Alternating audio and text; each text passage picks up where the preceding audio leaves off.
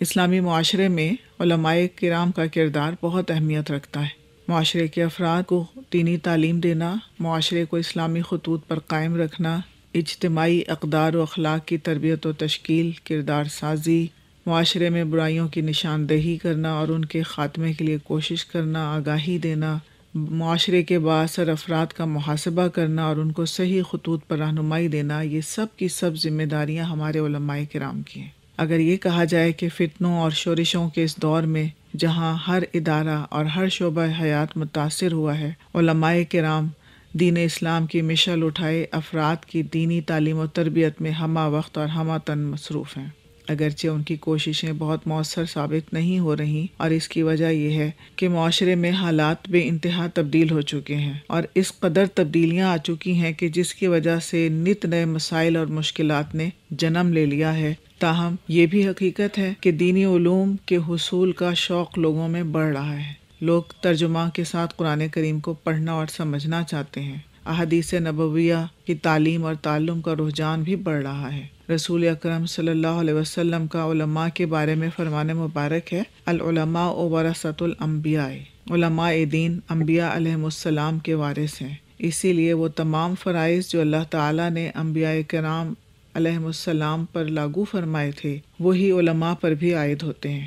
رسول اللہ صلی اللہ علیہ وسلم کے بعد آپ کی سیرت و کردار یعنی اسوہ حسنہ اور آپ کی تعلیمات و فرامین اور آپ کی لائی ہوئی کتاب حکیم اپنی اصلی حالت میں امت کی رہنمائی کے لیے موجود ہیں، اور علماء کرام ہی اس امانت کے وارث ہیں۔ ان کو ہی انبیاء علیہم السلام کی نیابت کا فرض ادا کرنا ہے۔ علماء کا سب سے پہلا فریضہ تبلیغ دین ہے، یعنی تحصیل علم دین، اور اس میں رسوخ و کمال کے بعد اپنے باطنی تزکیہ کے بعد اللہ تعالیٰ کے دین اور دین کے جملہ علوم کے سلسلے میں لوگوں کو تعلیم دینی ہے۔ دینی تعلیم کا یہ سلسلہ بچوں سے لے کر بڑوں تک محیط ہوتا ہے، تاہم یہ ازحد ضروری ہے کہ علماء کرام ان برائیوں کی طرف بھی توجہ فرمائیں جو معاشرے میں نہ صرف جنم لے چکی ہیں بلکہ تیزی سے پنپ رہی ہیں۔ ان کی طرف توجہ کرنا علماء کرام کی ذمہ داری ہے۔ افسوس کا مقام ہے کہ ہمارے ہاں معاشرے میں بگاڑ بڑھتا ہی جا رہا ہے۔ بے حیائی، عریانی، جہالت، فرائض سے غفلت، بے حسی و خود غرضی، لالچ،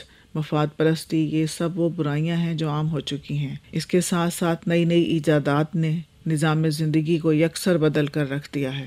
مال و دولت کی فراوانی نے قلوب و اذہان کو بدل کر رکھ دیا ہے۔ ایجادات کا ہونا یا اموال کی کثرت ہونا یہ شریعت کی نظر میں کوئی بری چیز نہیں بلکہ ایک نعمت ہے، کیونکہ ان سے انسان کی ضرورتیں پوری ہوتی ہیں۔ نئی ٹیکنالوجی کے استعمال میں اچھے اور برے کی تمیز اور تفریق سے لوگوں کو آگاہ کرنا بہرحال یہ علماء کی ہی ذمہ داری ہے، اور اس کے ساتھ ساتھ اساتذہ کی اور والدین کی بھی۔ دنیا کی بے ثباتی، زہد و تقویٰ کا پرچار، اللہ اور اس کے رسول صلی اللہ علیہ وسلم کی خوشنودی کے لیے جذبہ ایثار، اعتدال و توازن، غرض کے اعلیٰ اخلاقی صفات کی تعلیم و تربیت اور دینی علوم کی تعلیم، ان دونوں کا ساتھ ساتھ چلنا ازحد ضروری ہے۔ علماء کرام کو اپنی ذاتی زندگی میں اور خاندانی زندگی میں تو اعلیٰ اخلاق اور کردار کا مظاہرہ کرنا ہی ہے، لیکن مساجد جو اہم مرکز تعلیم و تربیت ہیں، وہاں افراد کی عمر اور معاشرے کے طبقات کا خیال رکھتے ہوئے ہر شخص سے محبت اور برداشت کا برتاؤ کرنا اور ان کی تعلیم و تربیت کا اہتمام کرنا بھی ان کا اہم فریضہ ہے۔ ان کو چاہیے کہ تربیت اور تعلیم کے مراکز میں کسی بھی قسم کی اختلافی یا فساد کی باتوں سے حتی الامکان گریز کریں۔ سوشل میڈیا کے حوالے سے غلط افکار، شبہات و شکوک معاشرے میں پھیلتے ہیں۔ قرآن و حدیث سے منسوب بہت سی مبہم باتیں دانستہ یا نادانستگی میں پھیلائی جاتی ہیں۔ ان میں یقیناً شر پسندوں کے پروپیگنڈے بھی شامل ہوتے ہیں۔ ان سب سے بہت باخبر رہنا اور ان کی نشاندہی کرتے ہوئے افراد معاشرہ کی درست سمت میں رہنمائی کرنا علماء کا اہم فریضہ ہے۔ اگرچہ علماء معاشرے میں بہت اہم کردار ادا کرتے ہیں، لیکن ان کا یہ کردار یا ان کا یہ رول معاشرے میں اس وقت تک مکمل نہیں ہو سکتا جب تک معاشرے کا ہر ایک فرد اور خاص طور پر والدین اور اساتذہ اپنے اپنے فرائض کو نہ سمجھیں اور اس کی اہمیت کی طرف توجہ نہ کریں۔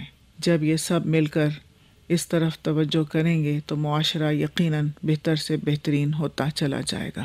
This program is the sole property of Pakistan Broadcasting Corporation, Islamabad. Piracy in this regard is illegal.